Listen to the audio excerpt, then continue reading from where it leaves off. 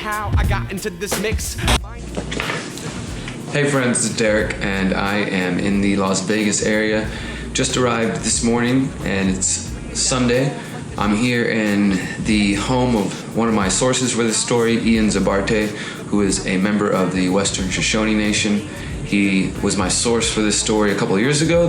I'm doing an update on the story about the Yucca Mountain waste site, and today we're going to be hanging out here talking with Ian about a lot of topics. He's got a lot of information, as you're going to hear in just a moment. He has a lot to say. I think it's very interesting, and whether or not you agree with everything he has to say, I think you'll find it entertaining and hopefully thought-provoking.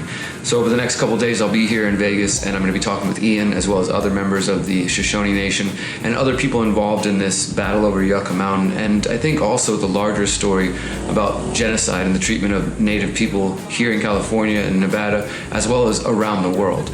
So stay tuned for that, and let's see how this goes. This document, which is the Yucca Mountain Cultural Resource Studies, that defines the acts of the United States with coordinate agencies, the Bureau of Land Management, the United States Air Force, and the Department of Energy as the lead agency, created a systematic process to dismantle the living lifeways of the Shoshone people. They defined it, they called it cultural triage, and defined it in 1990 as the forced choice decision making by an ethnic group to a development project. So some of the features are that it's forced, it's racial, and it's for profit. This happened in 1990. The two tribes in here that don't exist are the Pahrump Paiute tribe and the Las Vegas Indian Center. Las Vegas Indian Center is the social welfare organization. The Pahrump Paiute tribe just doesn't exist within the standards used by the United States government. How do you spell them? Pahrump Paiute? P-A-H-R-U-M-P. So Pa is water in Shoshonean language.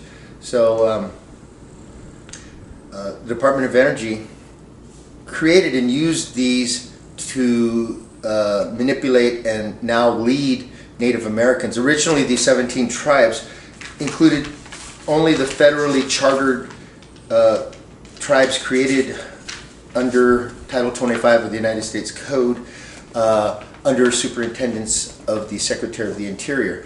That is the enslavement of Indians and their resources to the aims of the United States government. In normal trustee-ward relationships, the ward is emancipated and can go about living their lives freely.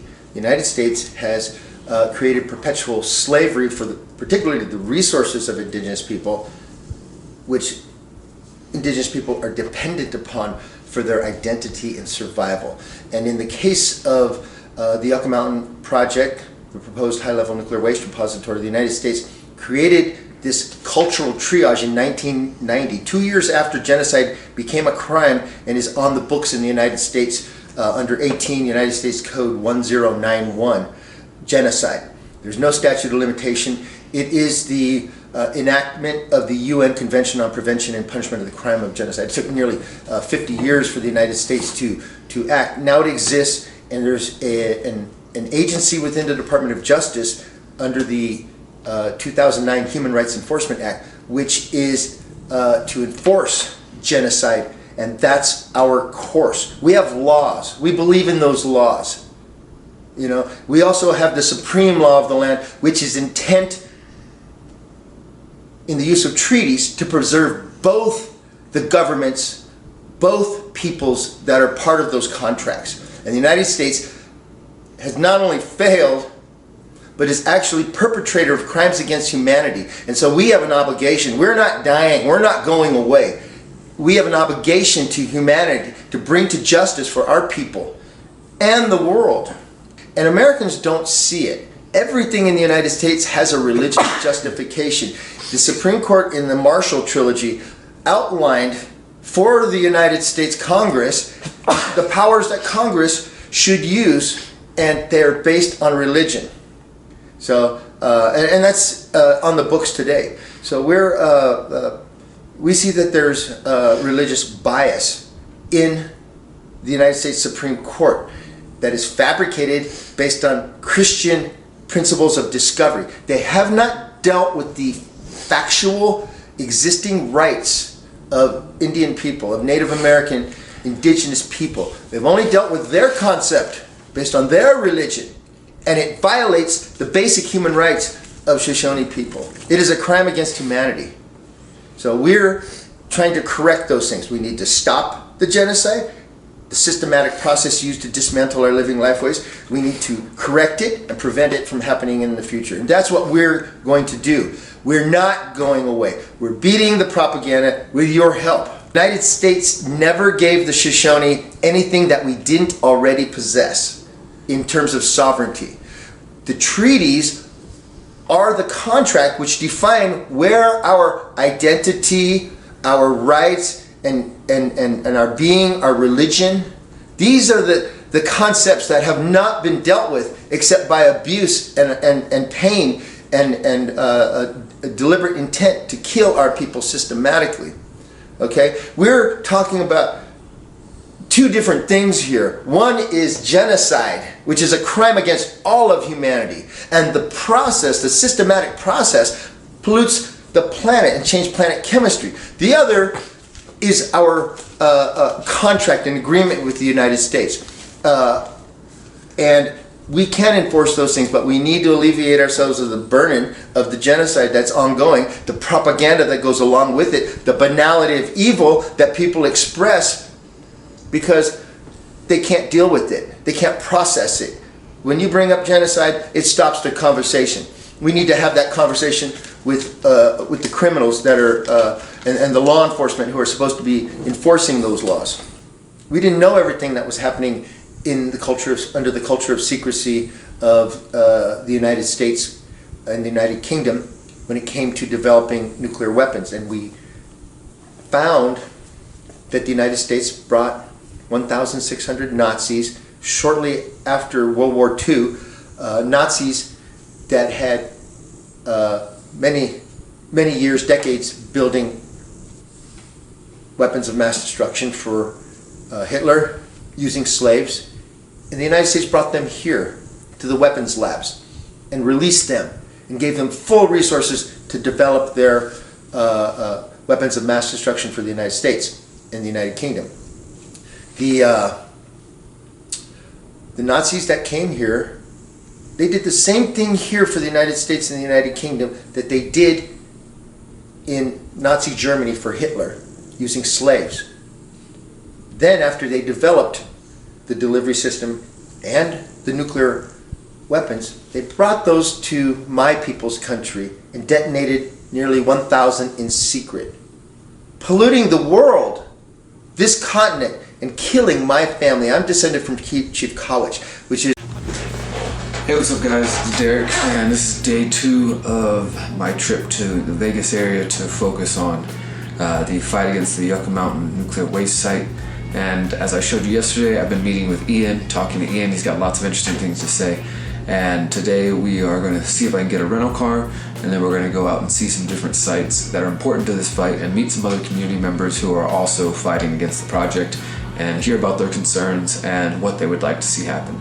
So yeah, just want to say thank you to everybody who is supporting me on Patreon, because this is the kind of stuff that I can do with support. This support came from a grant from Intercontinental Cry to do this story on an indigenous struggle in the United States. But if you guys support me, which right now I got about $400, which is cool per month, but if we get that up to like $700, $800 a month, I could do this. I could take a trip, or if a trip's not necessary, still produce a report. For this one, I'm going to be producing a 2,000-word article. I'll also be releasing original interviews, and I'll be putting together a mini documentary about the topic. And so yeah, that's what you can help me do with your support. So consider doing that at patreon.com/Derrick Broze, and let's see how today goes. I understood that my family was dying.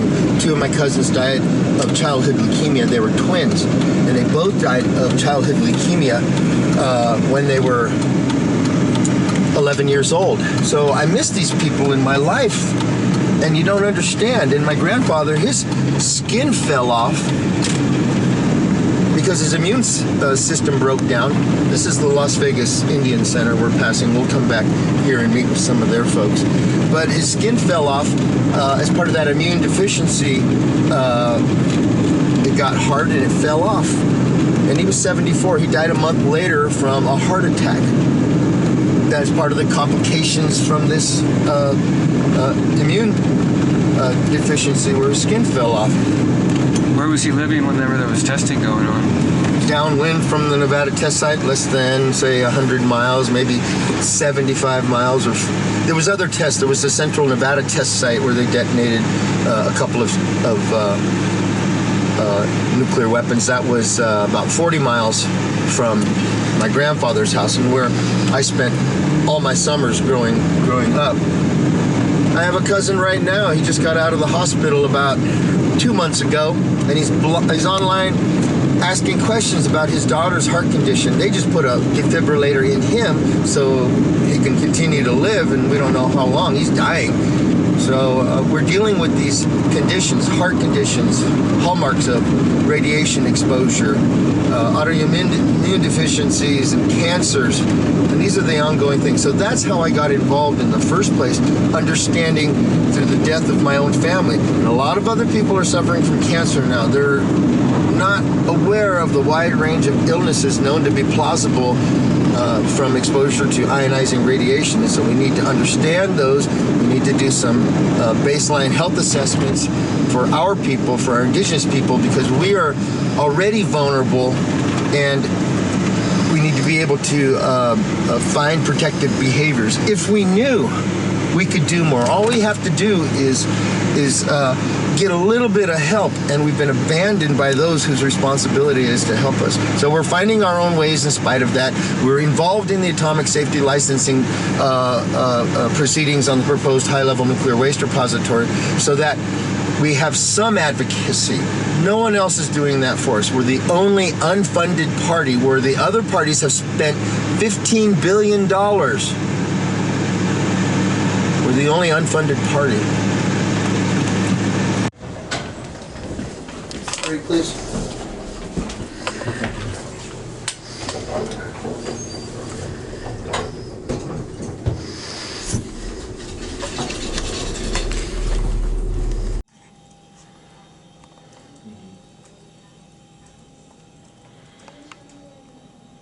No. Actually, go talk to. So what do? They just hold on to them? Study them, keep them, hold them, have them. They've been in the possession of the U.S. government for. They're and under contract shared here, and these people come out and go get them and house them and do whatever the fuck they do.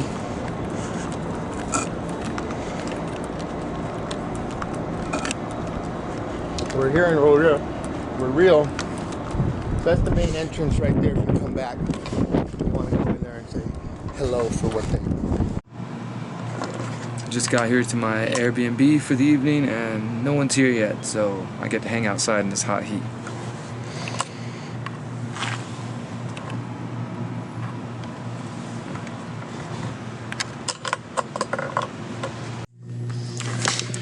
Finally made it inside, and I'm gonna take a nap and rest, and then I'm gonna wake up and edit this and get it out to you guys. Peace.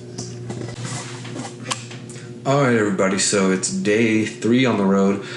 And today I just scheduled an interview with Richard Boland, who is a professor at the Center for Business and Economic Research of the University of Nevada in Las Vegas. He's also a Western Shoshone man, a member of the Western Shoshone Nation. And we're going to talk to him a little bit about his experience, his thoughts on the Yucca Mountain nuclear waste site, and just see what he thinks. So we're going to do that. But first, I'm going to go get some lunch or some breakfast or some food, whatever time it is, and then we're gonna head over there, and then later on we're gonna be attending a party. I'm saying we, but I'm talking about myself, and I guess I'm just bringing you guys with me.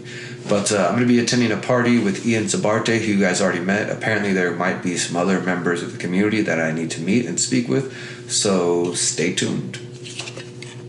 Alright everyone, today is Tuesday, and now I'm walking over to the University of Las Vegas, Nevada, to interview Richard Boland, as I showed you guys just a few moments ago. And we're going to talk to him. I don't really know much about him. He doesn't know much about me.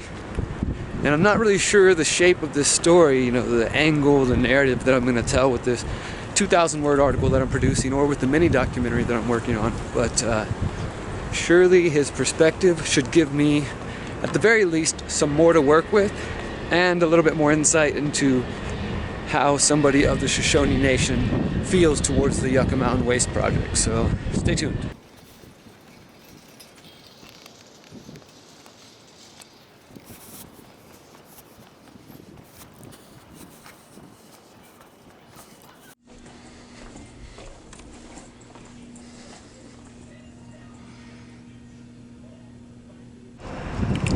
Hey, what's up guys? So I just finished interviewing Professor Boland, and he didn't want to talk on camera, but we got some good audio, so that'll be useful for the mini documentary. And that's kind of how it works, is you just keep interviewing people, keep talking to people, and you get little pieces of more of the story.